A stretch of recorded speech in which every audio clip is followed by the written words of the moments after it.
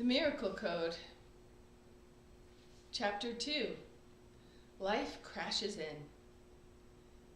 John brought the black truck to a stop in the parking lot of the wellness clinic. He looked over at me in the passenger seat with his blue eyes and short dark curls at his temples. "At least you'll get the results of the test today, so we'll know what's going on," he said. "It's probably nothing, and everyone is just worrying," I replied. Still, it felt good to have him there with me. "Well, we will get the results, and then we'll get a plan, and we'll figure it out. We'll figure it out together," he said very practically. He took my hand, gave it a reassuring squeeze. John and I had met when we both worked in the wilderness therapy programs, hiking out on the desert of Bend, Oregon, with a small band of troubled teens. We shared a love of the outdoors, the simplicity of nature. We both loved working with the youth. It was satisfying to watch them develop emotional awareness and resilience, improve communication skills, and grow their self-esteem.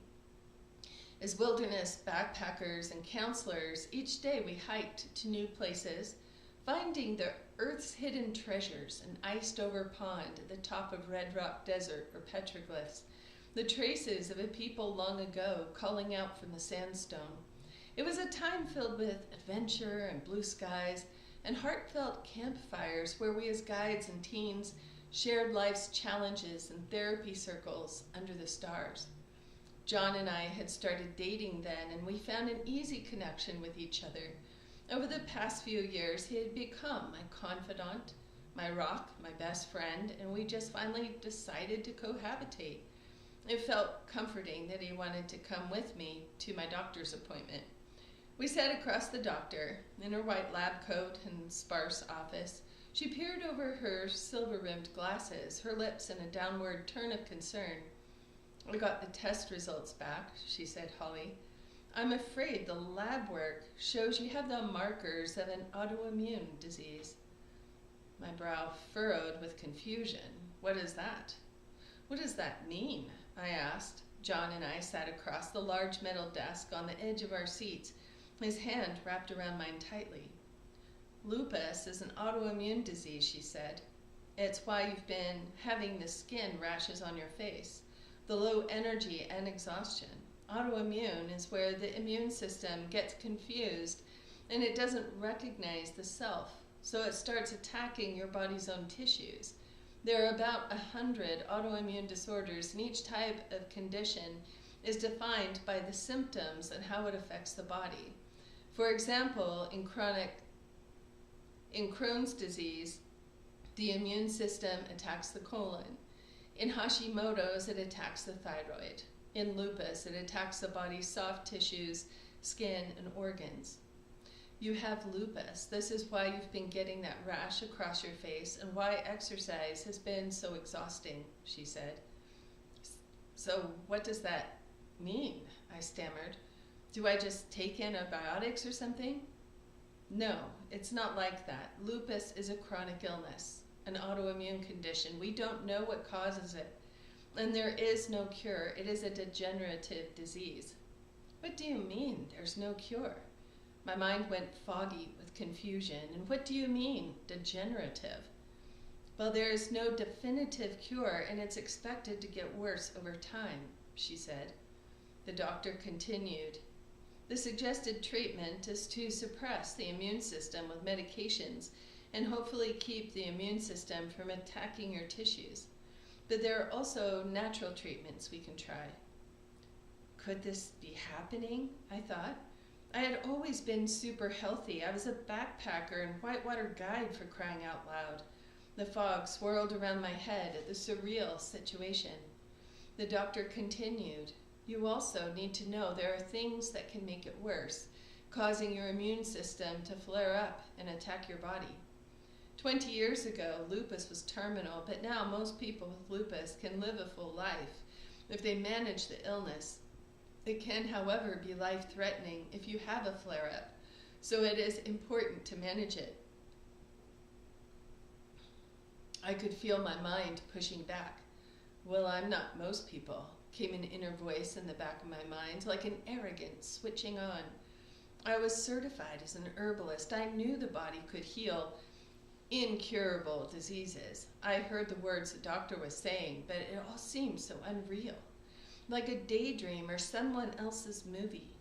The doctor continued, exercise can aggravate your immune system, and so can sunlight, even to the point that it's life-threatening. And overexposure can cause a flare-up, aggravating your immune system, which could then attack your organs. My stomach twisted in a knot. What does this all mean? I stammered as my world began to spin. My hand attached itself to the corner of the desk as if somehow could stabilize my reality. John's hand covered mine with a gentle squeeze. It felt good to know he was there with me. Dr. Nelson continued, you shouldn't be a river guide anymore. You can't be out in the sunlight. And when you go running, you are aggravating your immune system, causing the condition to flare up. That's why you feel exhausted when you run, because it excites your immune system, which overreacts and then attacks your skin.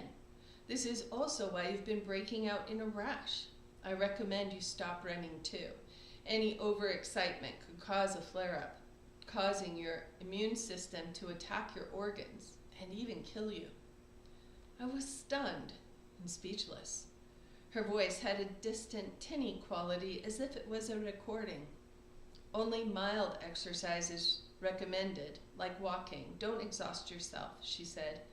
Also, stress can cause a flare-up, so minimize the stress and don't push yourself too hard. Let's talk about treatments, she continued. Prednisone is the recommended treatment to get the immune system under control and reduce inflammation. There are also natural treatments we can try. Well, of course, let's try the natural treatments. I could hear my voice shake as I stumbled over the words, as I saw my future cloud over with no rivers, no running, no sunshine. The river season would be starting in just a few weeks. Maybe we'd get it figured out by then. The doctor continued, firstly, I recommend doing more thorough testing. She made a few recommendations and scribbled some notes. We wrapped up the visit and left the office. The heaviness of the conversation followed John and I back to the parking lot. Dark thoughts of a future without sunshine started to creep in. True, I lived in the Northwest, where it's cloudy more often than not. So cloudy days were not foreign to me, but a life without sunshine, rivers, no running. It was as if I was an actor in someone else's movie. We'll get through this, John said as we walked to the truck. He wrapped me up in a warm hug of reassurance, and we climbed in and buckled up. Seeing John beside me, I was reminded of the countless days on the trail, hiking 5 to 10 miles, seeing new destinations in the backcountry, and leading our small band of teenagers across the desert. I'd always been super active and healthy. A degenerative diagnosis didn't make sense. Although we had kept the love of nature alive between us, life certainly changed when I decided to leave the trail life and head back to college. During the winters, I attended college, and then during the summers, I continued whitewater guiding on the Oregon rivers. I was living my idyllic life, and the river season was just about ready to start. But now this? How could this diagnosis be real? How could this be my life? John's presence was comforting as we drove on the familiar road, framed by the lush green of spring growth and the brightness of sunlight filtering through the leaves. As we drove home, confusion swarmed as my mind tried to contemplate what was happening. What did this diagnosis mean about my life? And would I be able to work the rivers this season? And if I couldn't, how would it affect my future? How could this be? How could I live without sunlight and rivers? Adventuring in nature was more than therapeutic. It was nourishing to my soul. The outdoor life was more than a job. It was my passion. I lived it. I breathed it. It was who I was. And now I had to hide from the sunlight? I couldn't imagine a future with no sun, no backpacking, no hiking, no fun. It felt like a cruel twist of fate. I'd always been a nature girl, a wilderness guide, an outdoor lover. How could this be the end of all that? The doctor's words echoed in my mind on repeat. And overexposure could cause a flare, causing your immune system to attack your organs and even kill you. John took my hand as we drove, lending me reassurance and support, which shifted my mind out of the heavy swirl of dark thoughts. Maybe John was right. We could figure this out. There is no cure, echoed Dr. Nelson's words. Well, they just don't know where to look, I thought. They don't know what I know. Western medicine is only one opinion, but there are other valid natural health approaches. I had certified several years before as a nutritional vitologist and herbalist. I understood the therapeutic benefits of herbs, natural foods, and the synergy of nature. I had studied in-depth nutrition information and learned to use food and plants as medicine. I had experienced firsthand the magic of natural cures. I had collected and dried wild herbs, mixed up formulas, and made ointments. I had made plant extracts and even created an herbal first aid kit when I worked at a health food store in Eugene, Oregon. My passion for natural health practices was also fueled by the psychology courses. In my health psychology class, we talked about a new holistic model of health, recognizing the multiple factors influencing our health and well-being. It's called the biopsychosocial model of health. This integrative model recognizes that our biology, even our biochemistry, is affected by our psychology. Psychology is simply the study of what we think, feel, and do. So even the thoughts that we think and the feelings we feel affect our biology. Then too, even our social relationships can affect our biology and psychology. They are all interrelated and affect each other. I was also recently certified as a clinical hypnotherapist and neurolinguistic programming practitioner, which looked at deeper layers of our thoughts, habits, and patterns of the mind and how they affect our choices. By peering into the understanding of our inner meanings, we can shift our inner world to create change in our lives. I learned the tools to help people create new habits, change cravings, and even transform the brain habits causing addictions and sabotage. There must be things from NLP and hypnosis I could implement as well. Somebody must have figured out how to work with health and healing.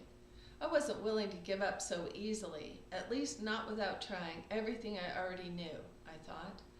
I had seen firsthand amazing results using herbal remedies. I had heard of remarkable recoveries with NLP and hypnosis, and I could be my own experiment.